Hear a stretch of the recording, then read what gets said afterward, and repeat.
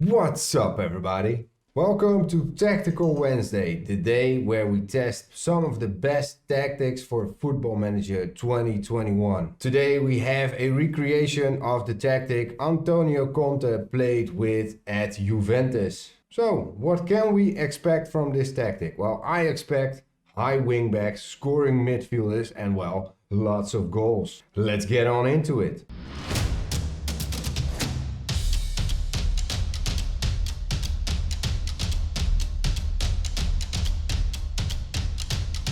Alright guys, welcome to another tactics test, and we have the tactic 𝐦𝐤𝐤𝐿 con schemi. It's probably Italian, but we have the tactic right here. It is of course a three-man central defenders, three-man central defender system with high wingbacks on attack. Yes, we have him, and a goalkeeper on defend, a deep-lying playmaker in between, and two mezzalas who will, they will provide attack from the midfield with the high wingbacks. Yeah, they will end up somewhere on the third part of the pitch. And we have as we see, we have a target man and a deep lying forward. But yeah, let's take a look at the players and the player roles. We have a goalkeeper on defend. It has take fewer risks. So we want just to keep him, he has to keep the balls out of the goal. Yeah, the central defender on the right is a central defender on defend who has pass it shorter, take fewer risks, and stay wider. He shoots less often, dribbles less, and he holds position. We have in the center a ball playing defender on cover, so he will be slightly more in the back than the other central defenders. He has to hold position and takes more risks, of course, because he has to play the ball. The central defender on the left is a central defender on stopper. He has to pass it shorter, take fewer risks, hold position, stay wider, tackle harder, and shoot less often and dribble less. I have no idea why this guy has to stay wider and hold position, but let's see if it works. Maybe it works, maybe it doesn't. I'm not really sure if it works, but yeah, we're gonna see. Alright, then we have the wingback on attack on the right. He shoots less often, sit narrower. Funny. Dribble more, run wide with the ball, cross more often, cross from the byline, and he gets further forward. The deep-lying playmaker in between the wingbacks, more direct passes, shoot less often, takes more risk. He is on a support duty. We have the wingback on the left. He is on attack, he shoots less often, sits narrower, dribbles more, runs wide with the ball, cross more often, cross from the byline, and he gets further forward. Then we have the mezzala on attack and the central midfielder on the right. Dribble less, tackle harder, take more risks, get further forward, stay wider, move into channels, roam from position. Awesome. On the left, he takes more risks, gets further forwards, stays wider, moves into the channels, roams from position. That's the mezzala role, of course. Then we have the deep lying forward on attack, more direct passes, dribble more, roam from position, hold up the ball, take more risk, and move into the channels. And then we have the target man, pass it shorter, take fewer risks, shoot less often, hold up the ball, dribble less, and he gets further forward. It is a very attacking tactic. A lot of players with the duty on attack. That brings us to the mentality that is attacking. So yeah, we should see a lot of attacks. All right, let's see what we have in possession. The attacking width is extremely wide. We pass into space, we overlap left and we overlap right. We focus on the play through the middle. That's right. That's what Conte does. We play the ball out of the defense. Passing directness, slightly shorter. The tempo is extremely high. In the final third, we have low crosses. We shoot onside, so we shoot a lot. So it isn't really a possession-based tactic, it seems. Dribbling, run at the defense, and the creative freedom is be more disciplined. That's true also. In transition, we have regroup, And when possession has been won, we go on counter. The goalkeeper in possession, he slows the pace down. He distributes it to the center backs and he takes short kicks. Then we have out of possession. The defensive shape is we have a much higher line of engagement and we have a much higher defensive line. And the defensive width is we force the opposition inside because we have the 3 center backs. So that makes sense. The pressing intensity is extremely urgent and we prevent the short goalkeeper distribution. Of course, we're going to test this tactic with 5 teams. We have AZ, who's battling for the title in Holland. We have RKC, who is battling against relegation in Holland. We have NAC Breda, who is battling for the first position in the second league in Holland. And we have Go Ahead, who is battling for a mid-table finish in Holland in the second league. And we have the ultimate test, Spurs, who is battling, well, yeah, against the top 4 in England. And we have seen in previous tests that it's very, very difficult with Spurs. That's why we tested with them, because when you have a good tactic, you will still have a job at the end of the season. We're going to simulate the entire season with this tactic. And yeah, well, we're going to see what it brings us. All right, guys, let's go. End of the season simulation. Here we are. I can tell you this. We did win a title this year. We did win a title. AZ is the number 1. And we can tell by the league table that this is it is a tactic for top teams, it seems. As we take a look at this table. AZ, of course, is the underdog, but it is one of the top teams. And they did have a very good year. They won the title and they played 34 matches. They won 23 of them, drawn 5, and they've lost 6. They have scored 64 goals, so that's not really a lot, but they did concede only 30. So that's very good. That's the same amount as Feyenoord, the number 4. So that's good, but less than Ajax and less than PSV. The goal difference is 34. That's the highest of the competition. They have 74 points. That's also the highest of the competitions. Then we have RKC.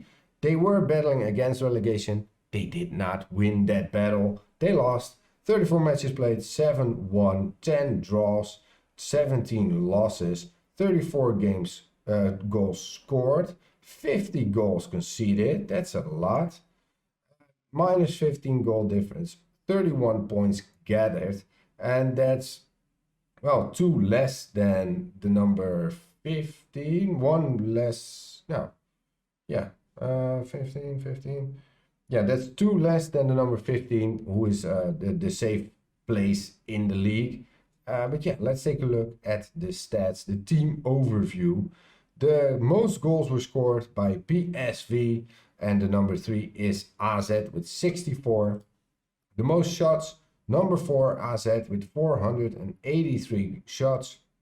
Fewest shots against, number 3 AZ 247. The best pass completion is the number 6 is AZ with 87%. So that's pretty good. The possession, yeah, we did see it is not really a possession based tactic. But yeah, still the number 6, AZ with 50%. The number 8, RKC with 49%. The most tackles won, we are not there. The most dribbles made, we are there. It is a dribbling tactic, guys. It is a dribbling tactic because RKC is the number 3 with 94 dribbles made in 34 matches. AZ is the number 6 with 87 dribbles made in 34 matches. Awesome. The most clean sheet, the number 2, AZ with 15. The number 1 is Sparta. Why? Well, yeah, okay, they have the most clean sheets, 16. The fewest conceded, we are there. There are 3 teams with 30 goals conceded, but AZ, of course, because they are starting with an A. They are the number 1. Very well done. If you can't do it on a normal way, you just have to make sure your name starts with an A. The most goals were scored by Myron Boadu, 22 goals scored. There's nobody else from AZ or RKC. The most assists, Nilsson Castrillon. He has made 9 assists for AZ. Jesper Karlsson, he has also made 9 assists for AZ. The most shots were made by Tonja Male, but the number 3 is Maiden Boadu with 83 shots. Shoot on sight. Yeah, the most player of the match, there he is, number 4, Teun Koopmeiners with 6 man of the match awards. The most key passes, we are not there. It is Dusan Tadic. Best pass completion, there we are. This is an important number, of course. We have Pantelis Hatzidiakos. He has the pass completion of 96%. I really don't care about this statistic. Tackles won, we are not there. It isn't really a tackling tactic. The most dribbles made, there he is, RKC, the number 4. He made 29 dribbles. Awesomely done. There we are for the most clean sheets. Number 2, Marco Bizot, 13 clean sheets in 26 games. Where were you the rest of the season? Did you have an injury? My fella, the fewest conceded, of course, is Marco Bizot with 21 in 26 appearances. So yeah, very well done for him. What can we do? What can we see? Well, yeah, let's take a look at the second league in Holland, how we have been doing. And we see that we are the number 2 and 3. Let's take a look at the league table. We are the first 3, of course, because AZ is playing with the same tactic as the other teams. So we are the number 1, 2, and 3. But we're going to take a look at 𝐦𝐤𝐤𝐤, who has played 38 matches, 23 won, 7 draws, 8 losses, scored 73 goals, got 42 goals conceded, which makes a goal difference of 31, and they've got it 76 points, the same as the number 1, Young AZ. Then we have the number 3, NAC Breda, 38 games played, 19 won, 9 draws, 10 losses, 69 goals scored, 57 goals conceded. They are not very good at defending. A goal difference of 12, and they have gathered 66 points. Let's take a look at the team overview. Well, the most goals were scored by Young AZ, but there we are. The numbers 1, 2, and 3 are the teams with this tactic. The most shots for, yeah, the number 1, 2, and 3, the teams with this tactic. The fewest shots against, the number 1, 2, and 3, the teams with this tactic. Best pass completion, 6th and 7th and 8th is NAC Breda, 𝐦𝐤𝐤𝐤, and Young AZ, around 86%.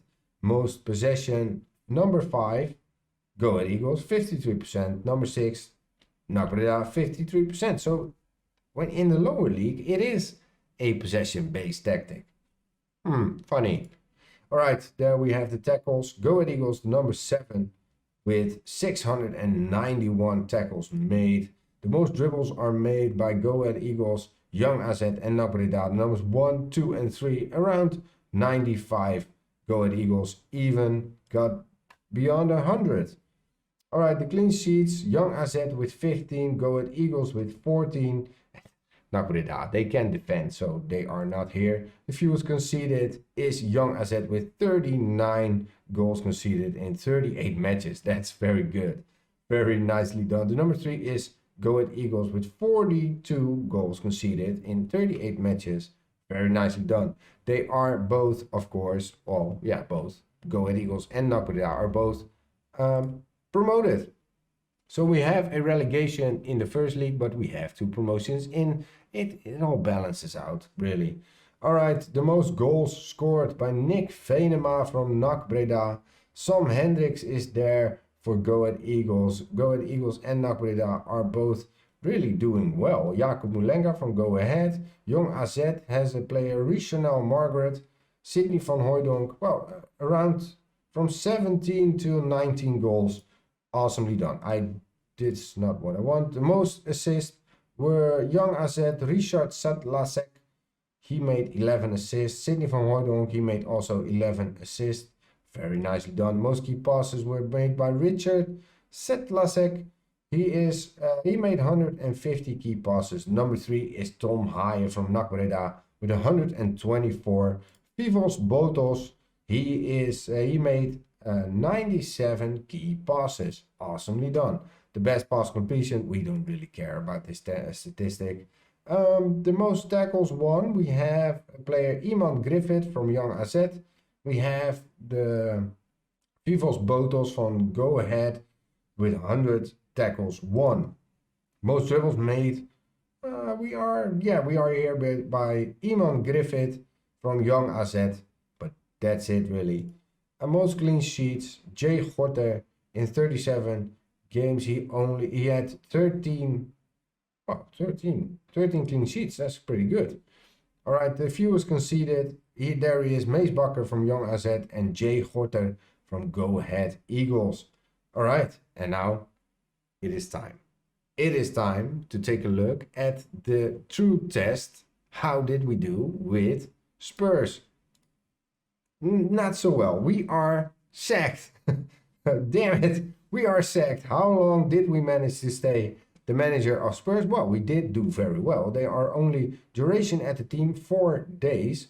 And the other guy did not play a single game. We didn't play also because, well, we were on vacation the entire time. But we were sacked. And how did they are the number 5 in the competition. So yeah, let's take a look at the league table. Spurs, the number 5.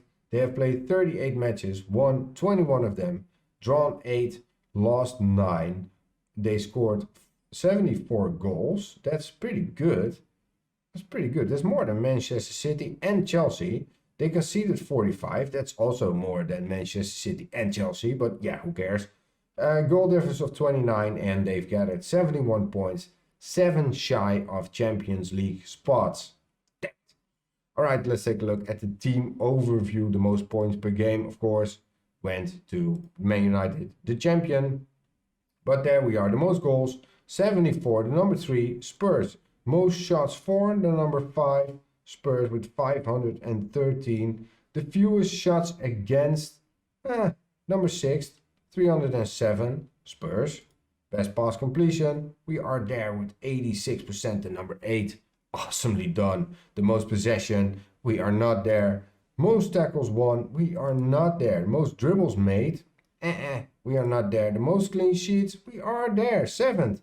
With 13 clean sheets in 38 matches. The fewest conceded, 7th with 45 in 38 matches. Let's take a look at the player overview. The most goals were scored by Carlos Vinicius. Yeah, of course. That's normal. When you have Harry Kane, you have Carlos Vinicius as your top scorer. All right, Carlos Vinicius, he made 24 goals in 35 appearances. So the top scorer of the Premier League. Son Heung-min is there with 16 goals. So they did score a lot. The most assists, Sergio Reguilón with 12 assists. Most shots. Yeah, there he is. Son Heung-min and Carlos Vinicius. They did shoot a lot. 88 and 89 shots on goal. Or, well, shots in general. Most players of the match, Carlos Vinicius is there with 7 player of the match awards. Awesome. Very nicely done. The most key passes, not there. Best pass completion, Toby Alderweireld, Davinson Sanchez. They are both there with 96%. Most tackles won. No, we are not there. Most dribbles made. No, we are not there. Most clean sheets, Hugo Lloris, 12 clean sheets in 35 matches. Awesomely done. Fewest conceded. No, we are not there. But what happened to Harry Kane? What happened to Harry Kane? There we are. Where's Harry Kane? Harry? Did they sell him? Did they sell him? What are you doing, you wankers? Why did you... No, he's there. Spurs. He's... What did he do? He only played 7 matches. That's why we got sacked. He was injured. All the time. What the hell? 7 months. Damaged cruciated ligaments. Against Viking. When did they play against Viking? Well, let's take a look at the schedule. When did... Yeah, in the beginning of the season. That's why we got sacked, guys. It isn't the tactic. It's Harry Kane's injury. He got injured. He scored. No, he didn't score, but he scored a lot. Harry Kane. No, there he is not. Harry Kane. He did score in the preseason a lot, but he got an injury. And after that, we lost 3 games. We didn't make it to the Euro Cup. And, well, after that, we did quite good. We have a 9-1 victory against Burnley away from home. Carlos Vinicius with 5 goals. Awesome. But yeah, we did do pretty good. Here we won against Arsenal. We lost against Man United. But yeah, who cares? Leicester we won. Then a loss against Southampton. A hard loss, 4-0. Damn. And then it all went south. At the end of the season, in April and May, it all went south. We did win against Fulham, but we did make it to the FA Cup semi-final. We lost against Everton, against Liverpool, a hard loss, 7-1 away from home. Yeah, we did not win a lot. But there was Harry Kane. He was back for the game against Crystal Palace and he scored. He scored against Crystal Palace a penalty kick. And yeah, but that's it. That's why we've lost. That's why we lost our job. Harry Kane was injured the entire season. 7 months. Whoa, that's harsh. But yeah, we did manage to get to the FA Cup semi-final. We did manage to get 5th in the competition. So I'm guessing with a player like Harry Kane for the entire year, this would be a pretty good tactic. I dare to say we should have ended up higher. All right. Well, let's take a look. What did we win something with AZ other than the... Yes, we did. Yes, we did. We did not make it to the Euro Cup. We did. Not to the Champions Cup, but the Euro Cup. Knocked out in the first knockout round by Leicester City. And we won the Dutch Cup. So we won the double in Holland. Awesome. The winner. Dutch Cup. And we played 𝐦𝐤𝐤 in the final. Awesomely done. So 𝐦𝐤𝐤 were in the final of the Dutch Cup. Yeah, then we don't have to check any other team. Yeah, they didn't make it to the first knockout round. So they did manage to survive in Europe during till the winter, after the winter. Yeah, very good. All right, guys, that concludes this tactic test. And I have to say, I'm very surprised. I can't get it to work with the 3 central defenders. So I'm very surprised that someone did get it to work, because we won the double in Holland with AZ, who isn't the biggest team in Holland, but they did do fairly well. They managed to survive in Europe for the winter break. And yeah, they won the cup, they won the competition, they did do fantastic. RKC, of course, relegation battle, they did not win it, but yeah, maybe they don't have the right players for this tactic. Spurs would have had a better season if Harry Kane was not injured for 7 months. So yeah, I'm thinking this is a very, very good tactic. It does need a little bit of work, because I think it can be better defensively, but maybe with a little bit of tweaking, it can get better and it will work for most teams, because we had 2 promotions. We won 2 cups, the Dutch Eredivisie and the Dutch Cup. So yeah, awesome. With, of course, 2 teams with this tactic in the final of the Dutch Cup. So a fantastic tactic. And guys, if you've liked it, please leave a like, subscribe to the channel, and the tactic will be in the description down below. Thank you for watching. See you next time.